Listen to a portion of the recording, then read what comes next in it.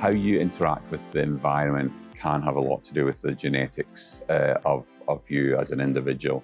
Some people really came from different hemispheres, and different, really up north near the poles, equators. If you look at the Europeans, especially the Scottish, the Norwegians, the Swedish, we're used to very low levels of sunlight, and therefore we haven't developed a protective capability for those high levels of sunlight that we might have if we move to a warmer climate.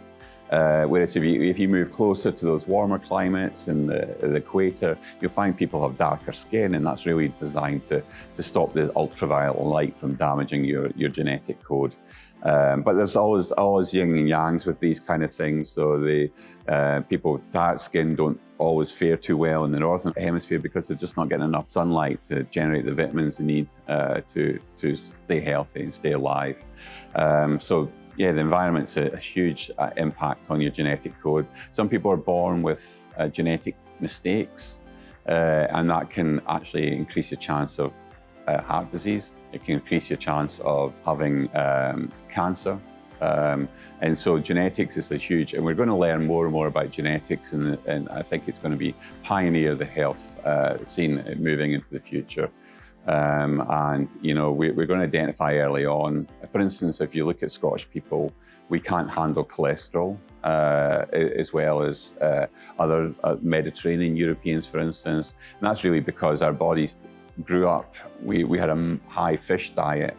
We had a low cholesterol content in our diet, so we didn't need the enzymes to remove cholesterol. But now that you've swapped to high meat diet, fatty foods, that's become a real problem for countries like ourselves. The other country like that is Finland.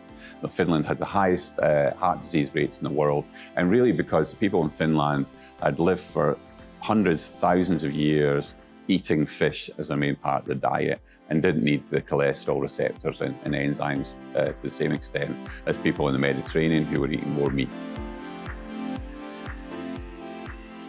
Our skin is designed as a barrier to allow us to survive in the environment that we live. So it does a couple of things. One is it stops us losing moisture, too much moisture. It regulates the temperature of our body. So you'll notice that through sweating. And it's there to keep the environment outside from getting into your body. So there's lots of nasties we live in, you know. We live with bacteria all over where we are. There's viruses in the air, there's yeast and fungi in the air, and there's all this oxygen, you know, which generates free radicals, etc. Our skin is the barrier that stops this environmental factors getting into us in damaging our body in any such way. And you can really think of, you know, even our body doesn't like exposure, and even in our digestive system, the digestive system is designed to keep the parts of the environment that we're consuming away from the rest of our body. So it's protecting us, it's removing the nutrients, but at the same time keeping the nasties away from us.